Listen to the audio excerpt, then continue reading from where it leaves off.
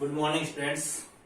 देखो भैया, अपने हिस्ट्री की ऑनलाइन क्लास चल रही थी और जो पिछला वीडियो था उसमें अपने बात की थी महात्मा गांधी का प्रारंभिक जीवन परिचय और उनके द्वारा भारत में किए गए प्रमुख सत्याग्रह की। आज का अपना जो टॉपिक है वो है असहयोग आंदोलन। देखो भैया, अपने जो सिलेबस में जो टॉपिक है वही टॉपिक अपने ऑनलाइन पढ़ेंगे। इसके अलावा जो सिलेबस में हटा दिया गया है, जैसे रोलेट एक्ट है, जलियांवाला बाग हत्याकांड है, ये अपने सिलेबस में नहीं है, इसलिए इनकी अपने चर्चा नहीं करेंगे। तो देखो स्टार्ट करते हैं अपने असहयोग आंदोलन। सबसे पहली बात तो असहयोग का अर्थ क्या होता है। देखो असहयोग अर्थात सहयोग न करना। किसका सहयोग न करना? ब्रिटिश सरकार का या अंग्रेजों का सहयोग न करना।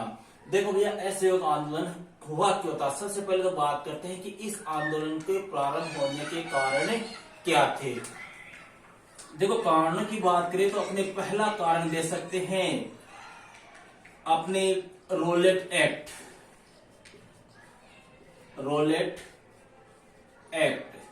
पहला कारण तो ये हो गया। दूसरा कारण अपने दे सकते हैं जलियांवाला बाग हत्याकांड। इसकी वजह से भी अपने असहयोग आंदोलन गांधी जी ने प्रारंभ किया था। इसके अलावा 1919 का मॉन्टेग्यू चेम्सफोर्ड सुधार अधिनियम, मतलब जो 1919 का अधिनियम है, इसे अपने मॉन्टेग्यू चेम्सफोर्ड सुधार अधिनियम के नाम से जानते हैं। इस अधिनियम से भी भारतीय में असंतोष की भावना का जन्म हुआ या असंतोष की भावना व्याप्त हुई। देखो मैंने पिछले वीडियो में आपको बताया था कि महात्मा गांधी 1915 ईस्वी में भारत आ गए थे और भारत आने के बाद में महात्मा गांधी ने ब्रिटिश सरकार की सहायता की थी प्रथम विश्व युद्ध के दौरान, और उसी दौरान महात्मा गांधी को केसर-ए-हिंद की उपाधि दी गई थी। महात्मा गांधी ने सहायता इसलिए की थी कि जैसे ही प्रथम विश्व युद्ध समाप्त हो जाएगा, ब्रिटिश सरकार के द्वारा भारतीयों को स्वशासन दिया जाएगा। लेकिन ब्रिटिश सरकार जो है वो अपने वादे से मुकर गई और इसके बाद में ब्रिटिश सरकार ने रोलेट एक्ट, जलियांवाला बाग हत्याकांड, 1919 के अधिनियम, कुछ ऐसे प्रावधान, कुछ ऐसे कायदे कानून लागू कर दिए जिनकी वजह से भारतीयों में काफी असंतोष की भावना उत्पन्न हुई। और इसी असंतोष की भावना को देखते हुए महात्मा गांधी ने अपना जो पहला आंदोलन चलाया था, जिसे अपने संपूर्ण भारत का पहला जन आंदोलन भी कह सकते हैं, वह आंदोलन कौन सा था? असहयोग आंदोलन। देखो भैया, असहयोग आंदोलन प्रारंभ कब से हुआ? असहयोग आंदोलन का प्रारंभ हुआ था 1 अगस्त 1920 ईस्वी को। लेकिन 1 अगस्त के दिन आपको पता हो, भारत के बेताज बादशाह बाल गंगाधर तिलक की क्या हो गई थी? मृत्यु हो गई थी। 1 अगस्त के दिन ही बाल गंगाधर तिलक की मृत्यु हो गई थी। इस कारण से यह आंदोलन थोड़ा शिथिल पड़ गया या धीमा पड़ गया। लेकिन सितंबर 1920 ईस्वी में कांग्रेस का कलकत्ता में एक विशेष अधिवेशन हुआ, जिसकी अध्यक्षता की थी अपने लाला लाजपत राय ने। लाला लाजपत राय की अध्यक्षता में यह कांग्रेस का विशेष अधिवेशन हुआ था और इसी अधिवेशन में असहयोग आंदोलन के जो प्रस्ताव है उनको पढ़ा गया कि हमें असहयोग आंदोलन के अंदर कौन कौन सी कार्रवाइयां करनी है। तो सबसे पहले बात करते हैं असहयोग आंदोलन के प्रमुख कार्यक्रम कौन कौन से थे। देखो कार्यक्रमों में पहला कार्यक्रम तो आता है अपने, इनको अपने दो भागों में बांट सकते हैं। एक तो नकारात्मक कार्य अर्थात अपने को नहीं करना है। दूसरा सकारात्मक, मतलब इनको अपने हासिल करना है। दो प्रकार के अपने कार्यक्रम थे। नकारात्मक कार्य, पहला कार्य था विदेशी वस्तुओं व वस्त्रों का क्या करना? बहिष्कार करना। मतलब गांधी जी ने कहा कि जितने भी विदेशी वस्तुएं हैं, जो भी विदेशी वस्तु है, जो भी विदेशी सेवाएं हैं, उन सभी का क्या कर दो? बहिष्कार कर दो। इनका बहिष्कार करने से क्या होगा? अंग्रेजों का जो एक प्रकार से व्यापार है, बिजनेस है, वो क्या हो जाएगा? ठप हो जाएगा और अंग्रेज धीरे धीरे हिंदुस्तान को छोड़कर चले जाएंगे। पहला काम तो ये था। इसके अंतर्गत दूसरा कार्य था अंग्रेजी न्यायालय जितने भी थे, मतलब जो कोर्ट वगैरह थे, अंग्रेजी न्यायालय, उन न्यायालयों का भी क्या कर दो?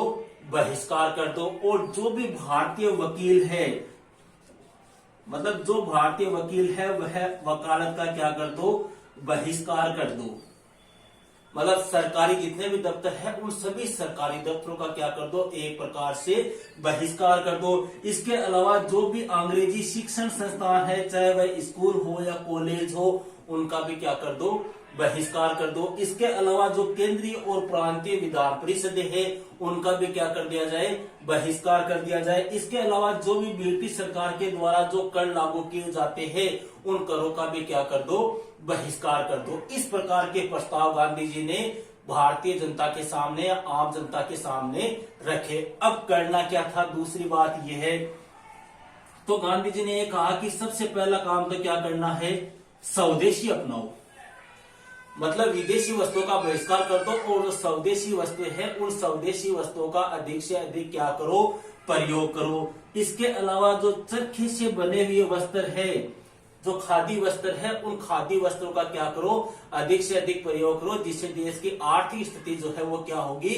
मजबूत होगी। इसके अलावा शराबबंदी कर दो, शराबबंदी मतलब शराब का सेवन मत करो। इसके अलावा जितने भी ये पंचायतें हैं, देखो पहले क्या होता था, झगड़ों का निपटारा कहां पे होता था, कोर्ट में होता था अपने, तो कोर्टों का तो क्या कर दो, महात्मा गांधी ने कहा कि बहिष्कार कर दो, उनको उनमें अपने जाना ही नहीं है, उनको अपने काम में ही नहीं लेना। इसके स्थान पे क्या करना चाहिए, अपने पंचायतों की क्या कर दो, स्थापना करो।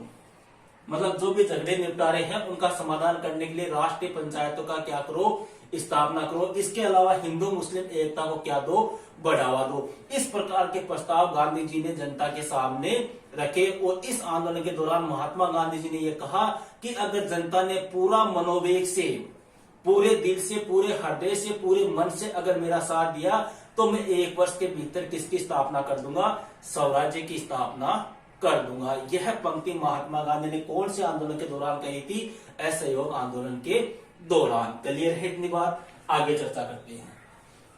देखो भैया, जैसे ही सितंबर 1920 ईस्वी में कलकत्ता का विशेष अधिवेशन हुआ, इस अधिवेशन के साथ ही असहयोग आंदोलन जो है, इस असहयोग आंदोलन ने भी क्या कर ली, अपनी रफ्तार पकड़ ली और धीरे धीरे अंग्रेजों को भी ये एहसास होने लग गया कि अब हमारा भारत में रहना मुश्किल है। देखो क्या क्या हुआ था असहयोग आंदोलन के दौरान। सबसे पहला काम तो क्या हुआ कि महात्मा गांधी को जो अंग्रेजों ने एक उपाधि दी थी, इसका नाम था केसर ए हिंद।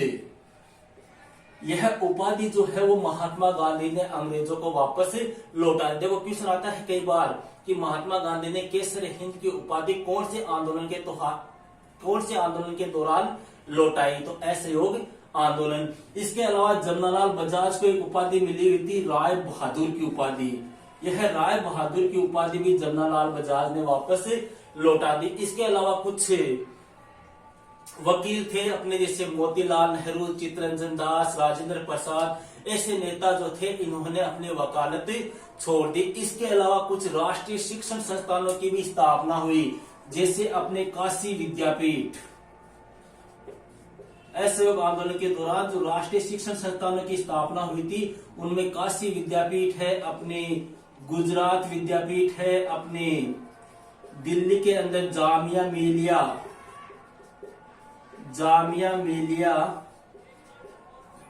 विश्वविद्यालय, ऐसे कुछ विश्वविद्यालय की स्थापना, कुछ सरकारी शिक्षण संस्थानों की स्थापना भी हुई। इसके अलावा बिहार विद्यापीठ जैसी राष्ट्रीय शिक्षण संस्थानों की भी क्या हुई, स्थापना हुई। इसके अलावा इसी असहयोग आंदोलन के दौरान देखो भैया एक घटना और घटित हुई थी। असहयोग आंदोलन के दौरान ब्रिटेन के जो प्रिंस थे, प्रिंस ऑफ वेल्स, इसी असहयोग आंदोलन के दौरान प्रिंस ऑफ वेल्स जो है वो 17 नवंबर 1921 को कहां आए थे, भारत भ्रमण पर आए थे, भारत के दौरे पर बंबई आए थे। लेकिन बंबई में उस समय असहयोग आंदोलन जो था वो एक प्रकार से रफ्तार पकड़ चुका था। बंबई में असहयोग आंदोलन भयंकर रूप से फैल चुका था। जैसे ही ये बंबई आए तो भारतीय जो जनता थी उन जनता ने इनका क्या किया, विरोध किया, उनके खिलाफ धरना प्रदर्शन किए, जिससे ब्रिटिश सरकार जो है उस ब्रिटिश सरकार ने जनता के ऊपर गोलियां चलाई।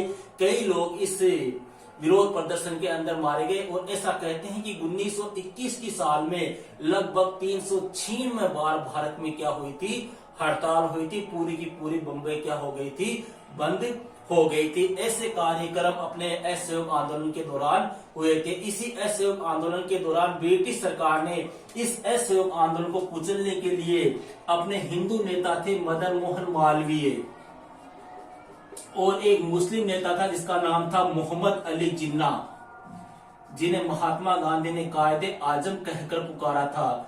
मोहम्मद अली जिन्ना और मदन मोहन मालवीय से 1921 में ब्रिटिश सरकार ने इस आंदोलन को दबाने के लिए या इस आंदोलन के समझौता कराने का प्रयास भी किया। मतलब ये दोनों ही व्यक्ति जो थे ना, ये असहयोग आंदोलन के खिलाफ थे, इसलिए ब्रिटिश सरकार ने इन दोनों के साथ में मिलकर असहयोग आंदोलन को समाप्त करने का फैसला किया। लेकिन भारतीय जो जनता थी या महात्मा गांधी जो थे, उन्होंने किसी की भी न सुनी। यह आंदोलन अपने पूरे वेग से चल रहा था। तब ब्रिटिश सरकार ने इस आंदोलन को कुचलने के लिए कुछ प्रमुख नेता थे, जैसे अपने मोतीलाल नेहरू है, सी.आर. दास है, शेफुद्दीन किचलू है, लाला लाजपत राय है।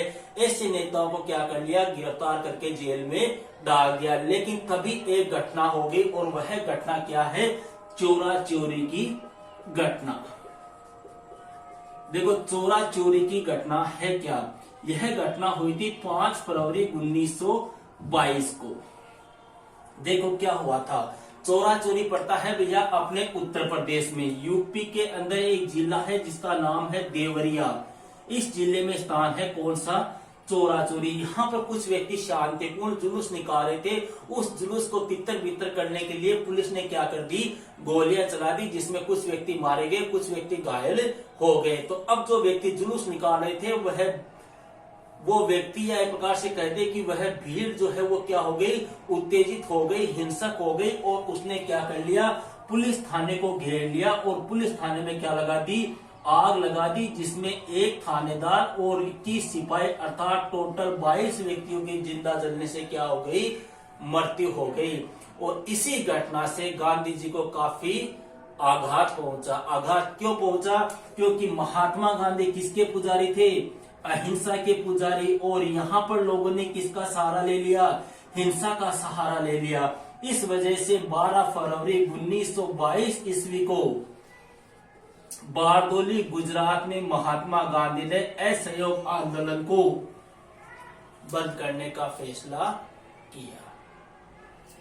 12 फरवरी 1922 को गुजरात के बारडोली में कांग्रेस कमेटी की एक मीटिंग चल रही थी, कांग्रेस कार्यकारिणी समिति की। उस समिति में महात्मा गांधी ने असहयोग आंदोलन को बंद करने का फैसला किया। हालांकि इस फैसले का कई नेताओं ने, अपने जवाहरलाल नेहरू, चित्तरंजन दास, मोतीलाल नेहरू, अपने लाला लाजपत राय जैसे नेताओं ने इनका विरोध भी किया। गांधी जी को पत्र भी लिखा कि जब यह आंदोलन पूरे वेग पर था, उस समय इसको बंद करना भारत के लिए एक दुर्भाग्यपूर्ण घटना थी। लेकिन महात्मा गांधी ने अपना यह जवाब दिया कि मैं कुछ भी बर्दाश्त कर सकता हूं, लेकिन मैं हिंसा बर्दाश्त नहीं कर सकता, इसके लिए मैं मर भी सकता हूं। देखो यहाँ पे ध्यान रखना, मैं कुछ भी बर्दाश्त कर सकता हूं लेकिन हिंसा बर्दाश्त नहीं कर सकता। यह पंक्ति महात्मा गांधी ने किस आंदोलन के दौरान कही थी, तो असहयोग आंदोलन के दौरान। ये भी एक अच्छा क्वेश्चन है, पूछा हुआ है। और ध्यान रखना, इसी आंदोलन को महात्मा गांधी ने, असहयोग आंदोलन को महात्मा गांधी ने हिमालयन ब्लंडर की संज्ञा भी दी थी। हिमालयन ब्लंडर की संज्ञा भी असहयोग आंदोलन को महात्मा गांधी ने दी थी। तो ये था भैया असहयोग आंदोलन। और इसी आंदोलन के दौरान ही महात्मा गांधी ने अपने अर्धनंगा स्वरूप धारण किया था। अर्धनंगा स्वरूप कैसे, देखो मदुरै की बात है। मदुरै के अंदर 1921 ईस्वी में गांधी जी ने लोगों को संबोधित करते हुए कहा कि खादी के वस्त्र पहनो, अधिक से अधिक खादी के वस्त्र पहनो। तब एक कार्यकर्ता था, उसने ये कहा कि खादी के वस्त्र कैसे पहने, खादी के वस्त्र काफी महंगे होते हैं। तो गांधी जी ने कहा कि अपने उतने ही वस्त्र धारण करो जितने अपने शरीर को ढकने के लिए आवश्यक है। ऐसा कहते महात्मा गांधी ने अपने ऊपर का चोला उतार दिया और जो धोती थी उसी धोती का आधा हिस्सा अपने इधर सर के ऊपर, कंधे के ऊपर डाल लिया। इस प्रकार से महात्मा गांधी ने अपना अर्धनंगा स्वरूप धारण किया और मरते दम तक वही अर्धनंगा स्वरूप धारण करते हुए रहे। तो ये थे भैया महात्मा गांधी का असहयोग आंदोलन। अगर इसमें आपकी किसी प्रकार की प्रॉब्लम हो तो आप कमेंट के माध्यम से मुझे बता सकते हो। अगर आपको वीडियो अच्छा लगे तो लाइक कमेंट जरूर से कीजिएगा। ओके, मिलते हैं नेक्स्ट वीडियो में एक नेक्स्ट टॉपिक के साथ।